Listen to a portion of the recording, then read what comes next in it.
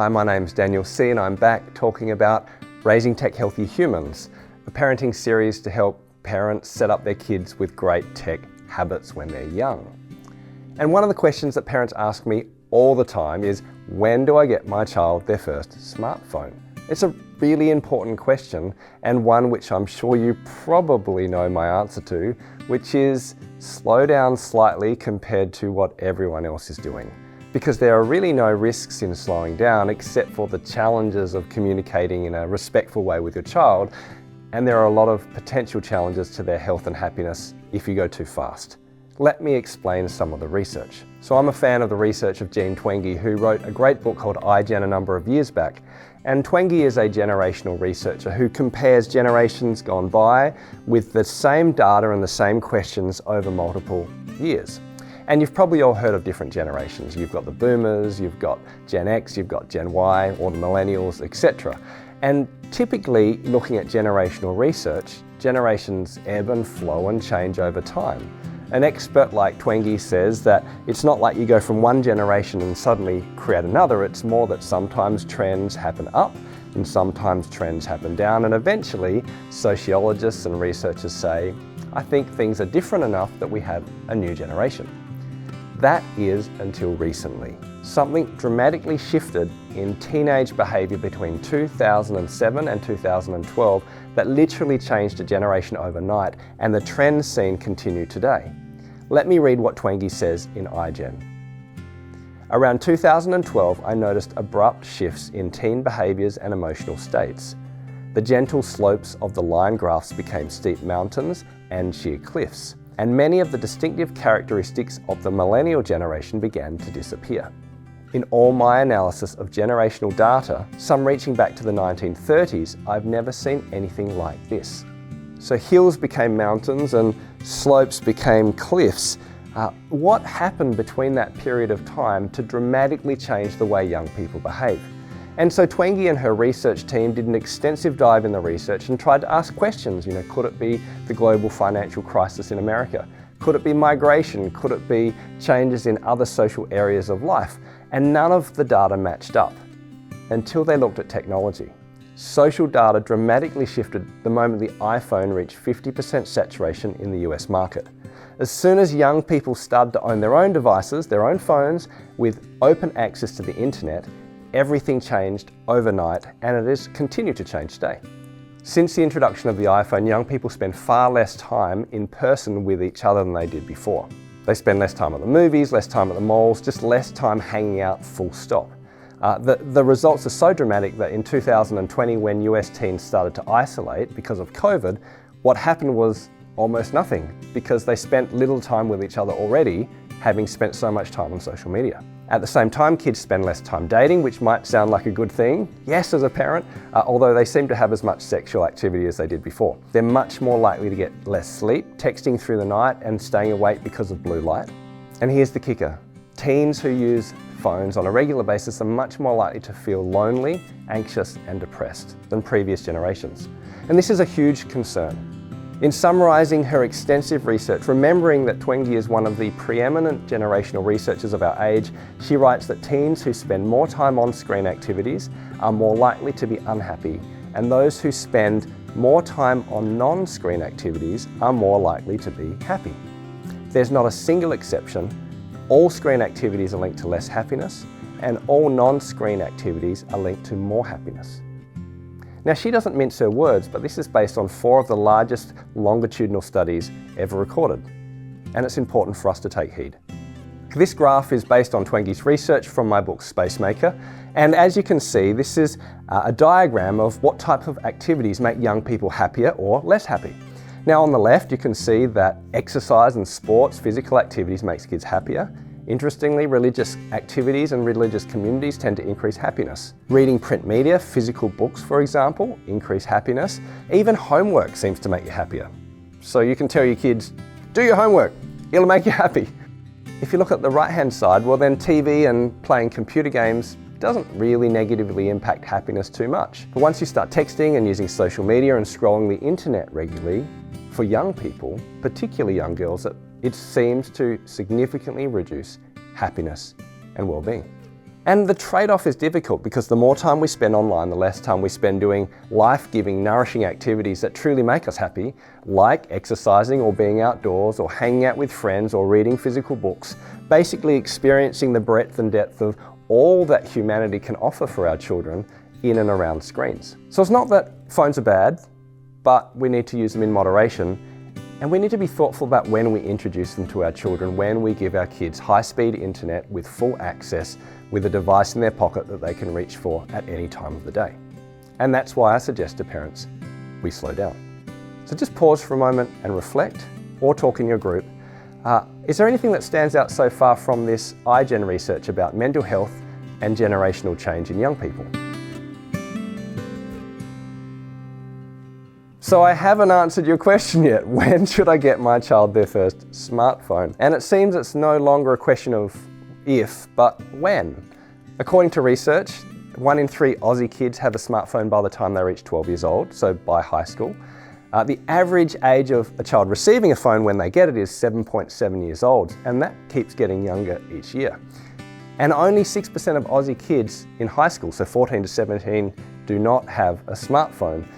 And so if you do hold off until, let's say, mid-high school, you really will be an exception, which is super tough for kids and super tough for parents making decisions.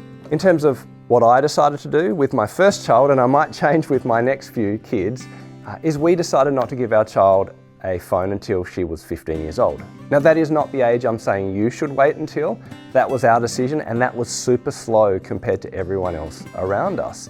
And yet, I don't think that that choice was radical, or at least not as radical as it sounds. Let me explain why. The reality is many of those founders and CEOs who create the devices that we give our kids are more cautious about giving devices to their kids than we are. For example, Bill Gates didn't give his child a phone until they were 14 years old. Now that was a bit before the smartphone, but just take a look at what Steve Jobs said in an interview. He said, "We haven't given our children an iPad. We limit how much technology our children use at home." And then he went on to say he prefers sitting around the table with his children reading and talking about history. When we look at Sundar Pichai, the CEO of Google, he says that I limit my phone and computer use and I strictly monitor my family's screen time. And ironically, Evan Spiegel, the CEO and founder of Snapchat, says my stepson is allowed only 90 minutes of screen time per week. Many of my daughter's friends would riot if we limited Snapchat to 90 minutes a week. And yet this is what the CEO is saying. And the reason is because those who create these tools that our children are using are more aware of their addictive design than we are, and therefore they're cautious and thoughtful in how quickly they grade their children into their own technologies. So why do we do it? Why do we give our kids devices which are adult devices at a very young age? Well, I think there are 3 reasons I hear again and again from parents when I ask, why did you give your child a smartphone? The first one is to keep them safe. And I love the heartbeat behind that. That we love our kids, we want our kids to be safe, we want them to be able to contact us and access us when they need and to be protected from those who might want to harm them.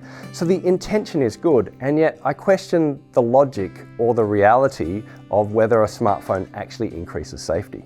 What's interesting is if you look at crime research, both in Australia and the US, rates of murder or homicide have actually gone down since when I was a child.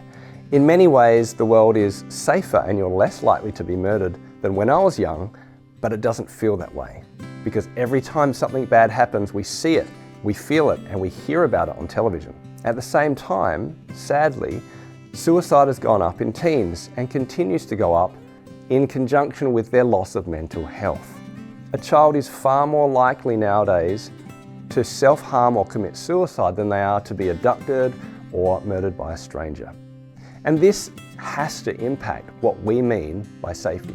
According to the US Surgeon General Advisory Report in 2023, it is now estimated that the introduction of social media has contributed to more than 300,000 cases of teen depression in the US alone. So I'm not saying that all mental health is related to technology, but I am saying that there is a strong correlation between how much time our kids spend online and how likely they are to be happy, healthy and whole. So I have to ask the question, do giving kids open access to the internet through their smartphones really make them safer? Or does it just give us the perception that they're safer because they can contact us, which is not at all the same thing. The second reason, and it's a big one, is we give our kids phones because of peer pressure or pressure in general. And there's so many types of pressure. There's consumer pressure because we want to buy stuff for our kids in order to love them well. There's school pressure. A lot of parents have told me that schools will be on-ramp for their kids becoming addicted to their iPad because that's where they first receive their tablet. And of course, there's peer pressure. Pressure from friends because I'm the only one in my school who isn't doing X, Y, Z. And look, this is really hard. I wrestle with this terribly as a parent. I mean, no parent wants their kid to be the last one or the one to miss out. And yet we're not saying no, we're just saying not yet. We're just saying slow down for maybe a few years until you've experienced a bit more life, until you have a bit more maturity, and you've experienced a bit more of what the world is actually like before you soak yourself completely in the adult world. And I just want to give one thought around peer pressure, and that's around nagging. Because really we often give our kids things because they just nag and it wears us down and it's exhausting. But the reality is that nagging doesn't stop when you hand your child their first smartphone. In fact, from my experience and the experience of others, it only increases. Rather than can I have a phone, it's now can I have Instagram or Snapchat or TikTok? Can I watch this MA-rated movie? Can I contact people that I don't know? It just continues. What's important is for us to think about what is going to be best for their heart and their health and their longer term development, and to have the bravery to put some healthy boundaries down to say not yet, but to support them along the way. And maybe a bribe or two. I remember bribing my child by saying, hey, if you hold off for another year, I'll give you $200. And it worked. She liked the $200 a lot. Our final reason why we give smartphones early is because we want our kids to keep up, and to keep up in a technological age where they need to be great at tech. They need to be able to use AI. They need to be prepared for the world that is all around them. And I do agree with that in principle. But I think it's a myth that giving kids consumer devices like phones and iPads at an early age will actually prepare them for the online world. In fact, my argument is the opposite. If we can give our children a framework and a foundation where they have a healthy brain, where they can think clearly instead of in fractured, distracted ways, if they can concentrate and have eye contact and build relationships with a broad range of people, if they have the ability to be patient and have self-control, all of which is learned often outside of the online world, well then once they start to use technology on a regular basis as they move towards adulthood, they are much more likely to be apt at the tools that they use. And I'm not the only one who says that. Cal Newport, who's a professor in computer science, says something very similar. He says, it is absurd to suggest that exposure to simplistic consumer-facing products, especially in schools, somehow prepares people to succeed in a high-tech economy. Giving students iPads or allowing them to film homework assignments on YouTube prepares them for a high-tech economy about as much as playing with Hot Wheels would prepare them to thrive as auto mechanics. What he's saying is, don't stress that your kids won't be great at technology if they don't start using an iPad when they're 8 years old. The reality is that a foundation for being a data coder is not that they know how to swipe a screen using Minecraft, but they have a concentrated, focused brain, the ability to learn, and the ability to grow into a healthy adult. Add technology on top of a healthy brain, and you're creating a life of someone who can thrive in the digital age. Jonathan Haidt, in his 2024 book Anxious Generation, based on the latest research, suggests we adopt 4 norms around the use of phones and social media in kids. Number 1, no smartphones before high school, which is 14 years old in America. Number 2, no social media before age 16. Number 3 is to have phone-free schools. And 4 is to have more free play and responsibility in the real world, which we'll talk about in a different lesson. I agree with his recommendations and would love to see these adopted. So, when should you give a child a phone? Well, the answer does vary based on who they are and your family. I can't give you an actual age, but I think wait till 8 is a good principle. Wait until you're 8, or when they're 13 years old, or even longer if you can, like we did. The reality is that there isn't a danger in slowing down if you can with relationship and love, but there is a potential danger in speeding up before they're ready. The reality is that you are the parent, and you get to choose when you give your child their first smartphone. Have communication, set boundaries with love, and establish a healthy childhood so that they're prepared for when they actually finally get their device. And don't stress if you've gone too early and you think, oh, I wonder if I should have gone so quickly.